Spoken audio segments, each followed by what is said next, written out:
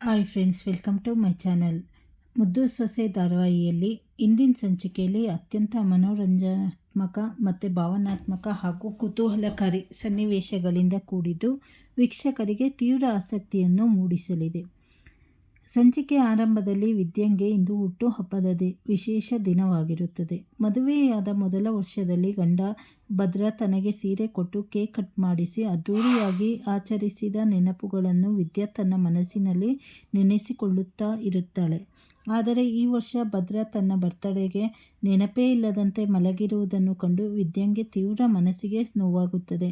ಮನೆಯಲ್ಲಿದ್ದು ನೋವು ಅನುಭವಿಸುವುದಕ್ಕಿಂತ ಕಾಲೇಜಿಗೆ ಹೋಗಿ ಫ್ರೆಂಡ್ಸ್ ಜೊತೆ ಸಮಯ ಕಳೆಯುವುದು ಮೇಲು ಎಂದು ನಿರ್ಧರಿಸಿ ಕೆಲಸಕ್ಕೆ ಹಾಗೂ ಕಾಲೇಜಿಗೆ ಹೊರಡಲು ಸಿದ್ಧವಾಗ್ತಾಳೆ. ಮತ್ತೊಂದೆಡೆ ಮನೆಯ ಹಿರಿಯರಾದ ಅಜ್ಜವ್ವ ಹಾಗೂ ಇತರ ಸದಸ್ಯರು ವಿದ್ಯಾಳ ಹುಟ್ಟುಹಬ್ಬವನ್ನು ಸಂಭ್ರಮದಿಂದ ಆಚರಿಸಲು ಪ್ಲಾನ್ ಮಾಡ್ತಾರೆ. ಮೊಬೈಲ್ನಲ್ಲೇ ಫೋನ್ ಮಾಡಿ ಅಥವಾ ಸ್ಟೇಟಸ್ ಹಾಕಿ ವಿಶ್ ಮಾಡುವುದಕ್ಕಿಂತ ಎಲ್ಲರೂ ನೇರವಾಗಿ ಸೇರಿ ಸಂಭ್ರಮಿಸಿದರೆ ಸಂಬಂಧಗಳು ಗಟ್ಟಿಯಾಗುತ್ತವೆ ಎಂದು ಭಾಗೀರಥಿ ಹಿತವಚನ ಹೇಳ್ತಾರೆ. ಭದ್ರನು ಮತ್ತು ವಿದ್ಯಾ ನಡುವೆ ಸಣ್ಣ ಪುಟ್ಟ ಭಿನ್ನಾಭಿಪ್ರಾಯಗಳಿದ್ದರೂ ಇಬ್ಬರಲ್ಲೂ ಒಬ್ಬರ ಮೇಲೊಬ್ಬರಿಗೆ ಕಾಳಜಿ ಇದೆ ಎಂದು ತಿಳಿದ ಭಾಗೀರಥಿ ಭದ್ರನ್ಗೆ ಗೊತ್ತಾಗದಂತೆ ಸರ್ಪ್ರೈಸ್ ಬರ್ತ್ಡೇ ಪಾರ್ಟಿ ಆಯೋಜಿಸಲು ಬಲೂನ್ಗಳನ್ನು ಊದುತ್ತಾ ಸಿದ್ಧತೆ ನಡೆಸ್ತಾಳೆ.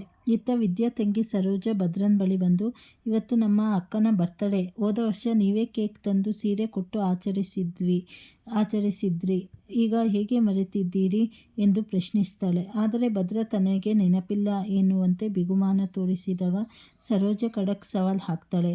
ನೀವು ಏನೇ ಹಠ ಮಾಡಿದರೂ ಇವತ್ತಿನ ದಿನ ಮುಗಿಯೋದರೊಳಗೆ ನಮ್ಮ ಅಕ್ಕನಿಗೆ ಗಿಫ್ಟ್ ಕೊಟ್ಟು ವಿಶ್ ಮಾಡೇ ಮಾಡ್ತೀರಾ ಎಂದು ನನ್ನ ಮನಸ್ಸು ಹೇಳ್ತಾ ಇದೆ ಎಂದು ಭದ್ರನಿಗೆ ಓಪನ್ ಚಾಲೆಂಜು ನೀಡ್ತಾಳೆ. ಮನೆಯಲ್ಲಿ ಬಲೂನ್ ಊದುತ್ತಿರುವ ರಹಸ್ಯವನ್ನು ಇತರ ಸದಸ್ಯರು ಕಂಡುಹಿಡಿಯಲು ಯತ್ನಿಸಿದಾಗ ಭಾಗೀರಥಿ ಹಾಗೂ ಮೋಹನ ಇದನ್ನು ಸೀಕ್ರೆಟ್ ಎಂದು ಮುಚ್ಚಿಟ್ಟು ಯೋಜನೆ ಹಾಳಾಗದಂತೆ ತಡೆಯುತ್ತಾರೆ. ಶಿವರಾಮೇಗೌಡರು ಕುಟುಂಬದ ಈ ಸರ್ಪ್ರೈಸ್ ಪಾರ್ಟಿಯಿಂದ ಭದ್ರ ಹಾಗೂ ವಿದ್ಯಾ ನಡುವಿನ ಅಂತರ ಕಡಿಮೆಯಾಗುತ್ತಾ ಭದ್ರ ಕೊನೆಗೆ ಸರೋಜಾ ಹಾಕಿದ ಸವಾಲನ್ನು ಗೆದ್ದು ವಿದ್ಯಂಗೆ ಬರ್ತಡೇ ಗಿಫ್ಟ್ ನೀಡುತ್ತಾನಾ ಎಂಬುದು ತಿಳಿಯಲು ಮುಂದಿನ ಸಂಚಿಕೆಯನ್ನು ತಪ್ಪದೆ ವೀಕ್ಷಿಸಿ.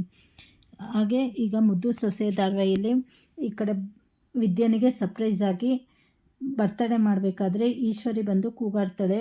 ಇವಳು ಮನೆಯಿಂದ ಆಚೆ ಇದ್ದಾಳೆ, ಈ ಮನೆಗೆ ಅವಳಿಗೆ ಸಂಬಂಧನೇ ಇಲ್ಲ ಅಂದಮೇಲೆ ಬರ್ತಡೇ ಯಾಕೆ ಮಾಡಬೇಕು ಅವಳದು ನಾವು ಅಂತ ಹೇಳಿ ಕೂಗಾಡಿದಾಗ ಶಿವರಾಮೇಗೌಡರು ಅವಳಿಗೆ ತಕ್ಕಂಥ ಉತ್ತರ ಕೊಡ್ತಾರೆ.